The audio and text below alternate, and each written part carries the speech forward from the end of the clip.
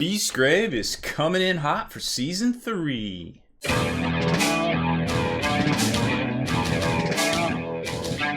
Spiky Bits.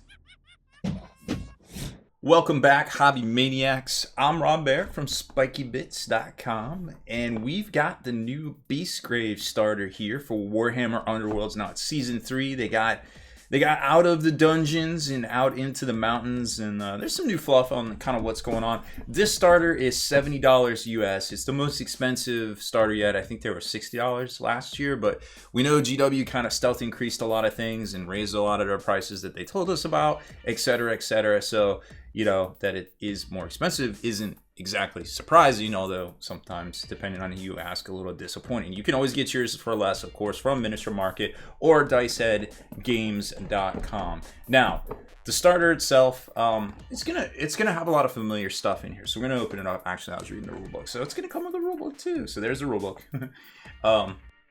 And then it's going to come with all the cards and everything that you're accustomed to, like your glory, your phase tokens, or your action points rather, wounds, actions, objectives. But now the objectives come double-sided with lethal hexes. There's your scatter. If you don't have a basic idea of Warhammer Underworlds, this probably isn't the video for you. If you just kind of trying to figure out what's changed between the two sets or the two seasons into Season 3 now, this is probably more geared towards you. There is a how to get started guide in with this box set here that will be super helpful, and then here's the two boards. Each one is actually pretty good, and they have a certain theme. I think it's like Hills of the Wild People. The Silent People are like the new like watchers of like all this going down, and they got like Wormgrave and stuff, and there's a lot more Warbands coming out too that they preview in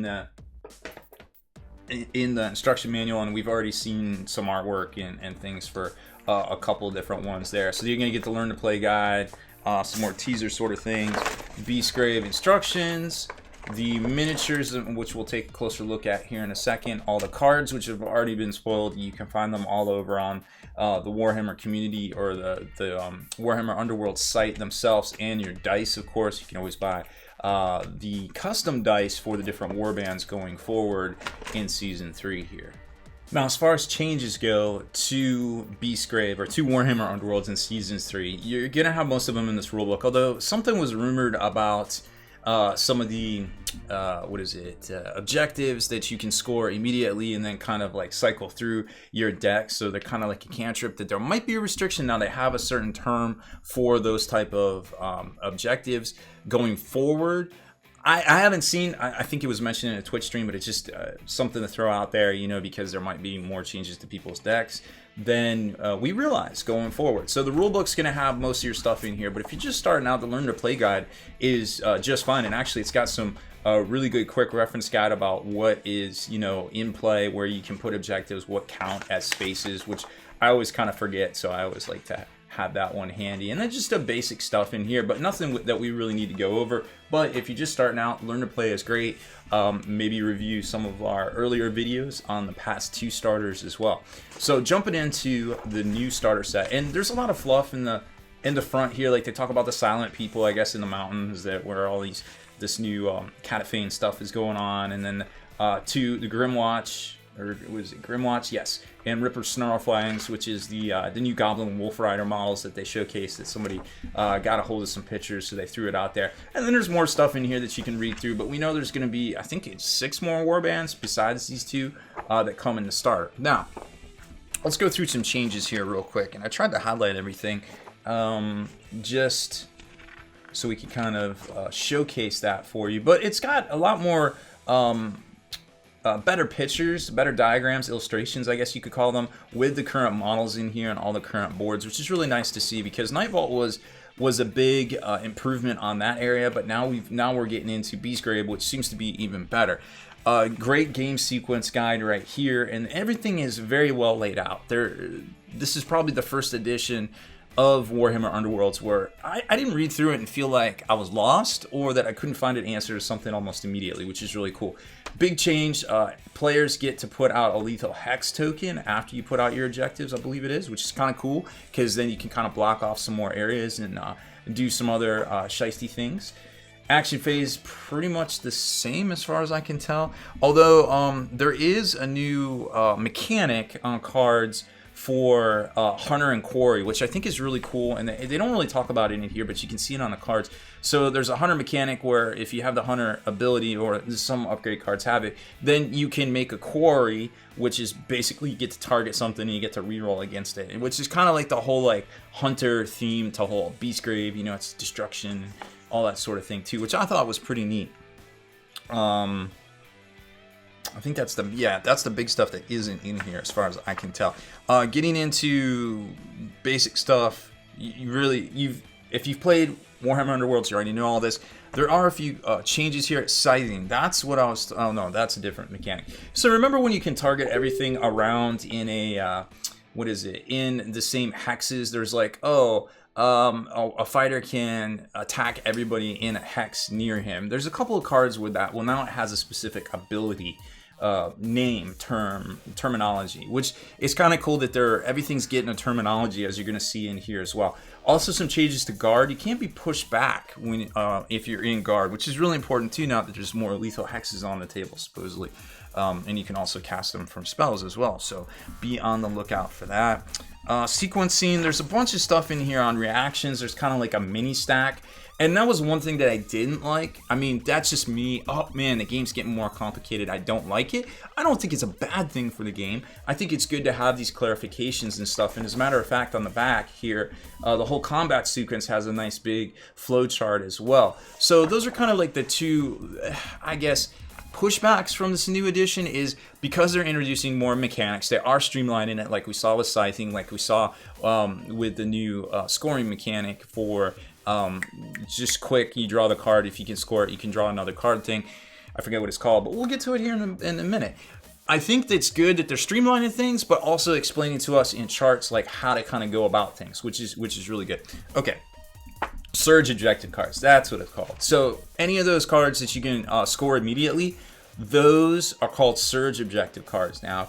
And there's a specific, like, you know, kind of thing on how you can do it. If you've met it, you can flip it, which is really cool to see as well, because, and now that they can say, hey, there's this thing called surge objectives, they could restrict it in theory in objective play, or in match play and such.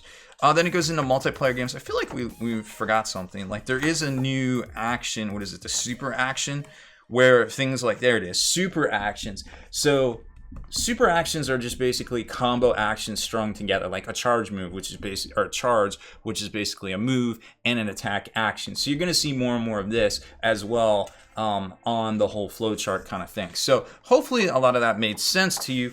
But those are, as far as I can tell, those are the big changes. If I forgot any, please drop them in the comments as well, because to be quite honest, 3 years or 3 seasons in, Beastgrave or Warhammer Underworlds seems to be not bulky, not clunky.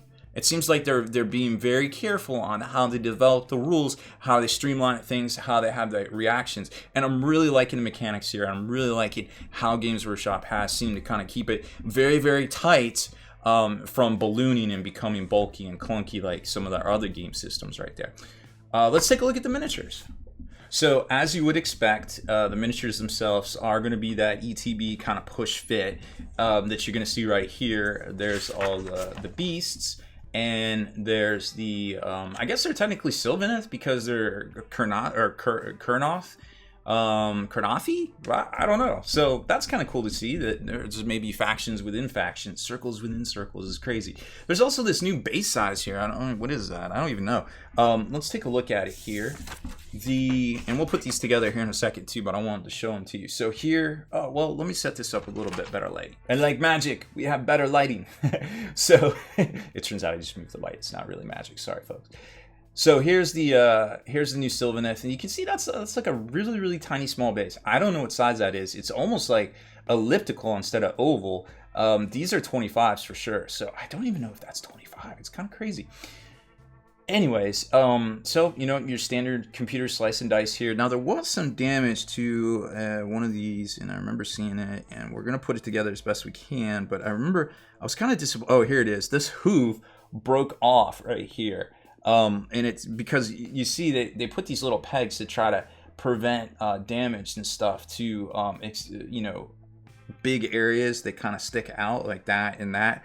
But I don't know what happened, but that one got smashed, so that might be a little bit of damage to that, but not that big of a deal.